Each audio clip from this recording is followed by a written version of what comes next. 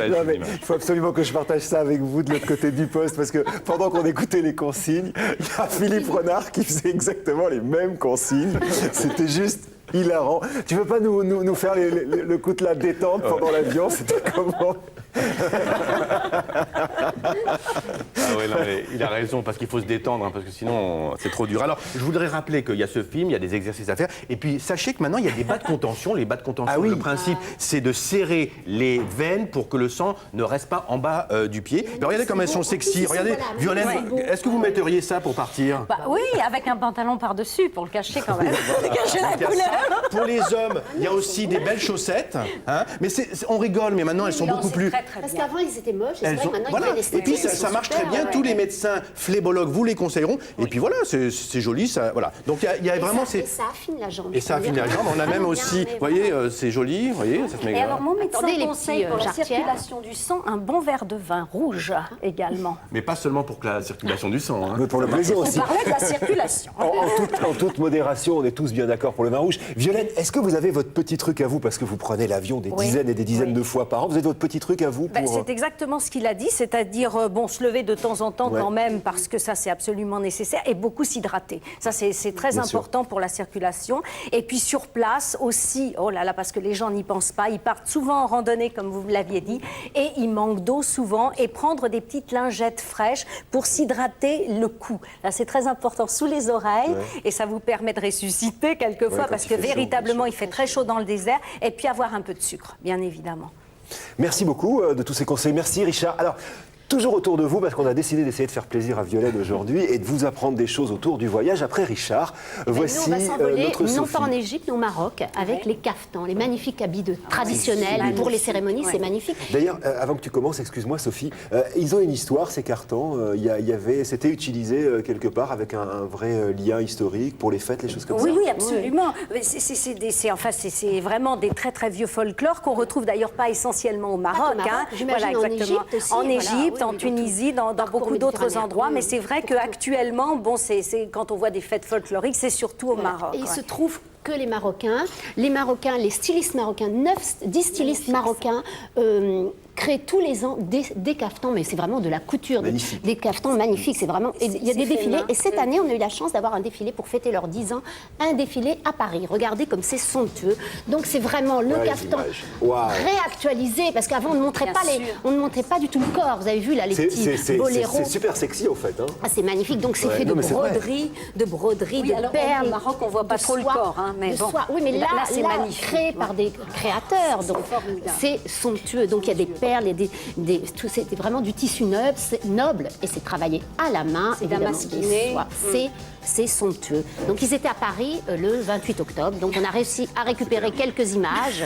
Ah là, c'est l'invité parisien qui a montré son dernier caftan, parce qu'il y a eu un Parisien, il y a eu un Français qui a montré aussi, donc là c'était que des Marocains, sauf ce Français, c'était Dominique Sirop. Alors il y avait bien sûr plusieurs, le premier, vous avez vu avec l'étoile, l'effigie, l'étoile du Maroc, c'était un Marocain juif, et donc c'est peut-être un clin d'œil avec un grand symbole, c'est Albert Hotkin qui a fait carrément, qui a fait sur le caftan l'étoile du Maroc. Et là je vais vous présenter Lamia Larassi, alors elle aussi styliste au Maroc, qui fait des choses somptueuses, complètement rebrodées à la main. C'est ça le travail. Le travail incroyable. C'est des broderies, regardez. Là, c'est une cape en velours, doublée de taffetas de soie, bien sûr, et broderie à la main. Voilà. Parfait, il y en a un autre, là. Oui, bien sûr. Alors, là, oui, c'est peut-être mieux que ce soit Richard. Oui, mannequin Richard Zarzavadjian qui nous présente des modèles. Très beau. Là, c'est une tunique en mousseline. En mousseline de soie. Oui, oui. Alors, justement, avant... en dessous, ça. C'est mieux quand même. Avant, effectivement, on ne suggérait pas le corps. C'est-à-dire, le corps était caché. Maintenant, évidemment, avec la création, on ose moderniser. On dirait de la peinture. Sur soie, c'est magnifique. Et regardez le dernier, donc là c'est vraiment caftan en velours de soie, entièrement brodé de fils de soie. Ah oui, c'est très très beau. Lamia Vous imaginez Larassi. le nombre d'heures de Magnifique. travail pour Voilà. ça. Ah ouais. Et alors, je voulais juste présenter pour Toujours Voyager. Ouais, vas-y, Ah, c'est vas-y. magnifique. vas-y. Toujours DM, un nouveau magazine qui est sorti le 20 octobre. Donc le 20 octobre, tiens, Ah oui, le j'ai vu la pub, Le ça. 20 octobre, eh C'est ben, pour on ceux peut qui aiment la s'évader. déco du Maroc. Exactement, on peut s'évader au Maroc sans bouger de chez soi, aller juste chez son marchand de journaux. C'est extraordinaire. Et là, dans le numéro 2, ben, on revoit carrément les images du défilé. Voilà. Et c'est... Et sur la couverture de celui-là, c'est un riad. Ah, c'est- Waouh. ça donne envie de Merci partir. Oh, on est à beaucoup. 2 heures du Maroc. Donc, sans partir avec DM. On peut y aller. Il y a combien d'heures d'Égypte? Ah, 5 heures pour Luxor. 5 heures pour Luxor. 4 heures, non 4 heures pour le Caire. Voilà. Merci Sophie, merci Richard. Merci à vous si vous arrivez tout de suite sur l'antenne de France 3. Nous sommes avec Violaine. On va parler bien sûr de l'Égypte et des romans de Violaine. Et puis à venir Philippe Renard, notre renard à nous qui, entre deux danses marocaines, est en train de nous préparer un boulgour à la menthe et au persil plat. Tout à l'heure, on va découvrir une petite nouvelle dans cette émission que j'ai beaucoup de plaisir à vous présenter sur France 3. Elle s'appelle Astrid. Elle donnera quelques petits conseils si vous voulez reprendre le sport. Et puis Dominique Pascucci viendra nous présenter des innovations. Il y aura un MP3, il y aura un ordinateur pour ceux qui ne savent pas du tout s'en servir. Et puis plein d'autres choses encore à découvrir. Mais pour l'instant, voici Roland Pérez qui nous rejoint. C'est le dossier droit. La dernière fois qu'on a discuté avec Roland Pérez, on s'est quitté sur un dossier que nous avions lancé avec une dame qui avait des soucis. Elle a failli faire vendre son appartement parce que justement, elle devait de l'argent à la communauté, on va dire. Hein. Oui, c'est à la copropriété. Ah, là, voilà le mot que j'ai Être cherché. propriétaire, ça coûte de l'argent. Ouais, et alors, où on en est là? On peut rappeler le cas, s'il te plaît, Oui, Roland? alors Marie-Louise a un appartement à Buchy-Saint-Georges. Elle a un appartement, c'est dans le 77. Elle est propriétaire, elle rembourse un crédit. Et parallèlement à ça, elle doit également payer des charges de copropriété. Il s'avère qu'elle a un reliquat de charges de copropriété. Reliquat important, il faut bien le dire, 9 000 €. Alors vous savez que les syndics d'immeubles, pour l'ensemble de la copropriété, ont le droit d'inscrire ce qu'on appelle une hypothèque. De la même manière qu'un organisme financier vous prête de l'argent et il inscrit une hypothèque, eh bien, lorsque vous devez de l'argent à la collectivité, aux autres copropriétaires, eh bien, on peut inscrire une hypothèque. Et du fait qu'elle n'a pas pu payer l'intégralité de ses charges, la copropriété a imaginé de faire vendre aux enchères son appartement. Il y avait une audience la semaine dernière. Alors, sur nos conseils, elle s'est présentée à l'audience, elle a essayé de récolter un petit peu d'argent, elle est venue avec ses enfants, elle a expliqué un petit peu la situation, elle avait également un avocat. Et là, au miracle, le juge a accepté un délai. Elle a renvoyé cette affaire au mois de janvier pour lui permettre d'apurer l'intégralité de ses charges et éviter peut-être ainsi la vente de son appartement aux enchères. Ah oui, mais alors c'est concrètement un appartement qui valait beaucoup plus d'argent que ce qu'elle doit. C'est ça le truc. C'est ça la difficulté, c'est qu'il va être vendu au prix dérisoire parce que ceux qui viennent acheter évidemment aux enchères pensent faire une très bonne affaire. Ouais. Donc pour 9 000 €, elle risque de revendre son appartement, il valait peut-être 150 000 €, il va peut-être être vendu à 80 000 €. Avec l'intégralité des frais que comporte une vente aux enchères, elle va se retrouver avec très peu d'argent, pas de logement, ses enfants et elle à la rue, donc c'était compliqué. Donc là, elle a un renvoi. On a voulu aller un peu plus loin. Vous êtes peut-être dans cette situation, vous êtes peut-être confronté à un non-paiement de charges, et puis le syndic envisage peut-être d'inscrire une hypothèque. Quoi faire? Comment peut-on peut-être obtenir des délais? On est avec M. Paul Philippot, qui est conseil juridique à l'UNPI, qui est l'Union nationale de la propriété immobilière. Bonjour monsieur, soyez le bienvenu sur France 3. Oui, bonjour. Merci d'être avec nous en direct. Je vous en Alors, prie. je l'ai dit, Paul Philippot, vous êtes conseil juridique à l'UNPI. Lorsqu'on est propriétaire, qu'on a comme Marie-Louise, on le voit, des difficultés de paiement de charges, qu'est-ce qu'on peut faire? Est-ce qu'on peut éviter cette vente aux enchères lorsque, évidemment, la collectivité des autres copropriétaires n'entendent pas faire l'avance du paiement des charges pour celui qui ne peut pas payer et envisage peut-être de faire vendre l'appartement aux enchères? Écoutez, la première chose à faire, c'est évidemment d'essayer d'obtenir des délais du syndic qui représente la copropriété. Mais bon, si c'est pas possible, il faut penser à d'autres solutions. Alors évidemment, la copropriété va pouvoir poursuivre le débiteur en utilisant la procédure des saisies immobilières. Mais il faut savoir que la procédure de saisie immobilière est évidemment lourde, une procédure lourde. Et il faut notamment que l'Assemblée générale prenne une décision nominative pour engager cette procédure de saisie immobilière. Le syndic ne peut pas le faire de son propre chef. Il faut que tous les copropriétaires soient d'accord. Ouais. Il faut que la décision passe en Assemblée générale et que ce soit une décision nominative, avec notamment fixation d'une mise à prix, si vous voulez. D'accord. Et si Marie-Louise avait peut-être trouvé, elle, un acquéreur, voulait peut-être vendre à l'amiable sa maison pour éviter cette vente aux enchères qui va se faire un peu à la casse, c'est possible, ça? Est-ce qu'elle peut le faire? Oui. Alors ça, c'est effectivement possible. Enfin, plutôt, ça sera possible demain, c'est-à-dire le 1er janvier 2007, puisque vous savez qu'il y a une réforme de la procédure des saisies immobilières par une ordonnance du 21 avril 2006 et qui permettra effectivement aux débiteurs saisis, dans de meilleures conditions, de demander au juge l'autorisation de procéder à une vente amiable. c'est-à-dire à un prix correspondant à peu près au prix du marché, si vous voulez. Mais parce Alors, que c'est totalement injuste, Oui. soyons francs, parce qu'on n'a pas dit le mot depuis tout à l'heure, mais c'est super injuste, quoi. On doit 9 000 euros et on se Si ce retrouve n'est que à la lorsque rue, vous êtes quoi. copropriétaire, vous ne pouvez pas faire non plus l'avance de celui qui ne Bien peut pas sûr, payer. mais C'est quand tout la même. difficulté. Oui, mais il faut savoir aussi, si vous voulez, que le créancier a tendance à fixer une mise à prix assez bas parce qu'en fait, s'il n'y a pas d'enchère le jour de la vente, il va se retrouver acquéreur du bien. Et donc, c'est pas, si vous voulez, c'est pas dans l'objet d'un syndicat de copropriétaires de se retrouver propriétaire d'un lot. Hein. Donc la nouveauté aujourd'hui, c'est de pouvoir convertir cette vente forcée un peu en vente amiable en obtenant encore un délai. Oui, enfin, c'est pas vraiment une conversion en vente amiable, mais ça sera une nouvelle possibilité donnée demain Pour obtenir un délai. de pouvoir, si vous voulez, vendre à l'amiable l'appartement. Alors, ceci dit, d'ores et déjà, mais là, c'est ce qui a été fait dans votre cas, d'ores et déjà, le débiteur peut demander au juge des délais, évidemment, mais il peut aussi demander la majoration de la mise à prix. Ça peut être intéressant. Si la mise à prix est fixée trop bas, ça existe déjà dans la procédure actuelle. Merci beaucoup, Paul Philippot. Merci. Je rappelle que vous êtes conseil juridique de l'UNPI. Voilà, merci Monsieur Philippot d'avoir été en direct avec nous. Alors bon, Roland, on a parlé de ce cas. Vendredi, on en a reçu d'autres, mais là, pour le coup, il y avait le week-end, on est lundi, t'as pas eu le temps de travailler dessus. Exactement. Non, mais sérieux, parce J'ai qu'on des reçoit enfants, des dizaines. je m'occupe un peu de mes enfants. On reçoit des dizaines et des dizaines de cas que vous nous envoyez pour Roland. N'hésitez pas, on est là pour ça. 01 41 09 3 4 5 6, c'est le numéro de téléphone. 66 rue Jean Bleuzen à Vanves. C'est mieux le matin, c'est notre adresse postale. Et puis France3.fr. Roland, on compte sur toi. Avec plaisir. Merci beaucoup. Alors, vous savez que chaque jour dans cette émission, il y a un dossier. Mardi, on parlera, c'est-à-dire demain, de santé avec Richard, qui nous fera un dossier sur le mal de dos, avec un thème, quand le mal de dos vient de la tête. Jeudi, généalogie avec Jean-Louis Bocarno, tout savoir sur votre nom de famille. Si vous avez envie d'en savoir un petit peu plus sur votre patronyme, il n'y a pas de problème. Vous nous envoyez votre nom, vos coordonnées, on vous rappellera, puis on verra ce qu'on peut faire avec vous. Et puis vendredi, Conso, notre boulot avec Roland, avec Marc Dejode aussi, consiste à vous donner des coups de main. Si vous avez besoin de nous, vous nous appelez, vous nous joignez. Merci beaucoup Roland, merci mille fois. On va enchaîner tout de suite avec les petits trucs. Ça aussi, ça fait partie de l'éclectisme de cette émission. Voici Robert, que vous retrouvez tous les samedis d'ailleurs aux côtés de Laurent Petit-Guillaume, entre autres, dans Côté Maison sur France 3. Les trucs de Robert, c'est tout de suite, c'est dans C'est mieux le matin, c'est sur France 3, c'est avec vous.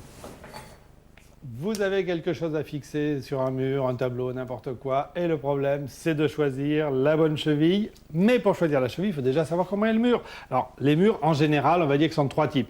Du plâtre, ça c'est du carreau de plâtre, de la brique, ou du béton, ou du parpaing. Et tout ça, c'est caché derrière quelque chose qu'on ne voit pas. Mais il y a déjà une technique, c'est quand vous allez percer le trou, on voit la poussière qui sort. Et une petite poussière fine, blanche ou bleue, c'est du plâtre. Et là, on va choisir une cheville de ce type. Celle que je préfère, c'est une cheville à visser. Petite cheville qu'on a déjà utilisée d'ailleurs ensemble dans la plaque de plâtre. Elle se visse dans le plâtre, dans le carreau de plâtre, et elle tient très très bien, c'est facile. Dans la brique, comment c'est que le mur est en brique? Ben, c'est facile, on fait un trou.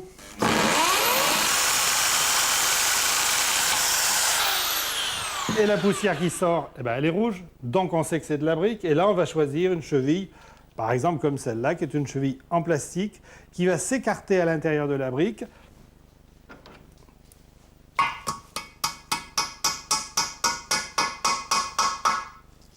Et qui va s'écarter en particulier au moment du vissage avec à peu près n'importe quel type de vis, ce qu'on appelle aujourd'hui des VBA, des vis bois aglo. Elles s'écartent et ça tient très bien.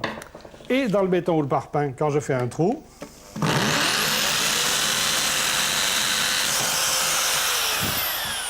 j'ai une poussière. D'abord, c'est beaucoup plus dur, et ensuite, j'ai une poussière qui est grise. Et là, j'ai le choix entre différents types de chevilles, la même que j'ai utilisée dans la brique, ou des chevilles comme ça à expansion, ou des chevilles en nylon, donc des chevilles tout à fait traditionnelles.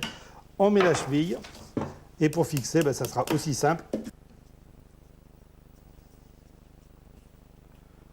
Bon, honnêtement, c'est pas si compliqué que ça de choisir la bonne cheville et de fixer quelque chose qui tienne bien. On change de Robert pour retrouver notre Philippe Renard. Alors, on a avancé un petit peu dans cette recette. Hein. J'ai pris le boulgour que Alors, j'ai c'est quoi, juste du ébouillanté. boulgour ? Le boulgour, c'est du blé concassé. Je D'accord. l'ai juste ébouillanté, je vais l'égoutter, je vais le rajouter dans mon mélange. D'accord. Ça se trouve facilement du boulgour? Oui, ça se trouve chez les épiciers, aucun problème. J'ai pris du fin d'ailleurs, du boulgour fin, que le gros est beaucoup plus dur en bouche. Là, j'ai mélangé, j'ai effeuillé toutes mes herbes, la menthe, le persil plat, que je suis en train de concasser grossièrement, que je vais mettre dedans, c'est le côté fraîcheur fraîcheur. Je vais rajouter mon petit jus de citron. Alors pour faire du jus de citron, c'est simple. Je vais prendre comme ça et je tourne. Regardez, quand on n'a pas le... Hop, vous tournez, hop, et ça coule tout seul. Parfait. Et je vais continuer tranquillement. J'ai encore mes petits oignons à rajouter dedans, mon ail. Et je vais essayer de vous présenter ça individuellement. Si je vous ai fait voir un gros saladier tout à l'heure, D'accord. je vais vous le présenter dans des tout petits récipients. Voilà. Ça me va bien. S'amuser. Ça me va bien. Bien sûr avec modération, mais qu'est-ce qu'on boit avec ce genre de plat? Du thé? Non, mais est-ce qu'on boit du thé, de l'eau? Un thé à l'amande, c'est très très bien. Parfait. Violaine a l'air de connaître un peu le... Oui, je connais un peu, oui. Alors, si vous nous retrouvez maintenant sur France 3, nous sommes avec Violaine Vanoïc. Oh, j'espère que je ne me trompe pas trop sur la prononciation. non, c'est bien. Pour la sortie du troisième en fait de cette trilogie autour de Horemheb. Voilà, ce roi d'Égypte de la 18e dynastie. Alors bon, voilà, il y a une histoire, on va dire, romanesque autour de cette aventure-là. Mais surtout, ce qui est passionnant, c'est la vie telle que vous la décrivez, c'est-à-dire au XIVe siècle avant Jésus-Christ. Comment ils vivaient au quotidien, les Égyptiens? Oh là là, alors ils étaient très très élaborés. Hein. Bon, ils avaient déjà un système économique, enfin, ils avaient tout, tout était déjà en place. Bon, pour vous donner une idée, c'est vrai qu'ils vivaient sur 2 saisons. Il y avait 2 saisons, comme aujourd'hui d'ailleurs. Hein. Ils vivaient autour du Nil, la crue du Nil qui décidait de tout. Aujourd'hui, depuis que le barrage d'Assouan a été fait, il n'y a plus de crue du Nil. Hélas, bon, il y en a qui sont pour, il y en a qui sont contre, ça crée des avantages et des inconvénients, mais à l'époque, l'avantage était évidemment l'inondation des champs. Donc on sait comment vivaient les paysans, les cultivateurs, voilà. Donc ils vivaient essentiellement de leur grande richesse, c'était les céréales, puisque l'Égypte était le grenier à blé, hein, donc les céréales bien évidemment, et donc on sait exactement ce qu'ils avaient, l'ancêtre de la charrue, ils avaient des sortes de chadoufs pour puiser dans les canaux, ils savaient faire des canaux d'irrigation à partir du Nil pour irriguer leurs champs, et là déjà au XVe siècle avant Jésus-Christ. Et puis, eh bien, ils avaient des impôts, des redevances à payer comme nous, qui étaient astronomiques. Quels étaient leurs loisirs, par exemple? Comment on se maquillait à l'époque? Parce que c'était très évolué. On se maquillait presque comme aujourd'hui. C'est vrai. Mais oui, on utilisait, vous savez, de la malachite, par exemple, pour se teindre la paupière. La malachite, c'est un peu verdâtre, et ça se trouvait donc dans le Sinaï. Il y avait des mines, donc on allait chercher la malachite dans le Sinaï. Et puis, il y avait le col qui existait, j'en ai mis aujourd'hui, ça tombe bien, autour des paupières. Donc, c'est très noir, vous savez, que l'on voit. Et qui était également... qui avait une vertu pharmaceutique à l'époque, ça permettait d'enlever les inflammations dues aux piqûres d'insectes et notamment aux piqûres de moustiques. Parlez-moi un peu de la magie de l'époque et de l'ésotérisme, parce que ça aussi c'était présent et c'est passionnant. Oui, alors, la magie existait. Vous savez, les Égyptiens étaient et sont superstitieux. Donc, ils portent des amulettes sur eux, ils portent des petits yeux Ouija, qui était l'œil d'Horus, du dieu Horus, pour chasser le mauvais sort. Ils ne sortent pas certains jours parce que ça porte malheur. Enfin, ils sont très superstitieux. Et alors, forcément, ils avaient recours à des magiciens ou à des voyants qui existaient. Et le plus grand magicien qui nous est connu, à sa tombe, à Luxor, c'est Khémouazet, le grand magicien, fils de Ramsès III, figurez-vous. Alors, il avait écrit des traités de magie, et donc il était consulté par toute la population, et il donnait donc des réponses à toutes les questions qu'on lui posait, et il était capable également d'avoir des recettes de magie en mélangeant certaines épices, et puis faire donc des filtres d'amour, des filtres pour réussir, des filtres pour l'emporter dans un procès. C'est vrai? Faudrait qu'on donne ça. Qu'on donne ça à Roland Pérez. Je pensais à ça, justement. C'est absolument incroyable. Et qu'est-ce qui reste de tout ça aujourd'hui? Parce que j'ai l'impression que cette civilisation que vous décrivez dans ces 3 livres, hein, je vais les remontrer tout à l'heure à l'image, parce qu'il y a aussi une histoire autour de tout ça, celle d'un roi qui va d'abord prendre le pouvoir, qui va régner, puis ça va pas très bien finir. C'est un ancien militaire qui finalement se débrouille assez bien à la mort donc de Toutankhamon que tout le monde connaît et d'un pharaon un peu moins connu qui s'appelle Haï, qui était probablement le père de Néfertiti. Donc Horemheb prend le pouvoir et il va finalement régner pendant de longues années et surtout il va combattre, pour en revenir à la vie quotidienne, il va combattre la très grande corruption qui existe à l'époque. Car je vous parlais d'impôts, mais tout le monde ne payait pas forcément les mêmes impôts, La car on corruption. essayait de corrompre les scribes chargés de relever les redevances. Et donc, eh bien, il y avait une corruption qui était terrible en Égypte. Et donc, Horemheb a combattu cette corruption. C'est le seul, d'ailleurs, qui réussit à revenir à une équité, à un pays qui était juste, Après, qui vous était, me parlerez qui de était l'arrivée tranquille, de Ramsès, parce que Ramsès, c'était pas son fils, et vous m'expliquerez comment il a fait pour le choisir. Mais d'abord, on a quelqu'un au téléphone, c'est Sarah, qui habite à Boulogne-Billancourt. Bonjour Sarah, soyez la bienvenue sur France 3. Bonjour. Vous avez une question à poser à Violaine. Bonjour. Oui, bonjour. J'aurais voulu savoir si, au jour d'aujourd'hui, on pensait qu'il y avait encore des découvertes à faire sur toute l'Égypte. Oh mon Dieu, Violaine, mon merci Dieu. pour cette question, Sarah. Oui, Sarah, il y a beaucoup de découvertes. On évalue d'une manière un peu arbitraire à 65% le nombre Wow. de choses encore à découvrir. Il n'est pas exclu qu'on ne découvre pas une pyramide comme celle de Saqqara dans les sables. Et oui, et oui, et oui. Et aujourd'hui, dans les tombes, donc dans tout ce qui est fait le travail vers Thèbes Ouest, qui se trouve en face de Luxor, c'est donc l'ancienne nécropole de Luxor, eh bien, il y a encore des tombes à fouiller, à restaurer. En tout, il y en a 756. Merci C'est énorme. mille fois pour cette question. Merci Sarah. Si vous avez envie d'en poser d'autres, vous aussi, si vous voulez participer avec nous à cette émission, 01 41 09 3456, il est 11h25, on est en direct, on est sur France 3 et c'est pour ça qu'on est là avec vous. J'ai lu dans VSD un duel qui vous opposait à un monsieur il n'y a pas très longtemps, qui disait que face à vous, le type disait ce qui marque une grande civilisation, c'est de laisser des grands philosophes, de grands savants. C'est pas le cas pour l'Égypte. Qu'est-ce que vous répondez à Oui, ça? c'est un provocateur, un ami provocateur. Un ami d'ailleurs. provocateur, Oui. ouais. Écoutez, je lui dirais que une chose que les gens finalement connaissent très très mal, c'est qu'à l'époque des pyramides, 3000 avant Jésus-Christ, il y avait déjà des poètes, il y avait déjà des philosophes, il y avait déjà des savants, et même certains pharaons comme Ptahhotep avaient écrit des sagesses et des maximes qui nous restent encore, qu'on a reprises. Même que La Fontaine a repris. Et donc voilà, donc il y avait déjà des écrits depuis très très longtemps. Et puis bien sûr, il y a eu des architectes, on le sait, puisqu'il y a eu les pyramides qui ont été Et construites. une dernière chose que vous dites dans VSD, vous dites de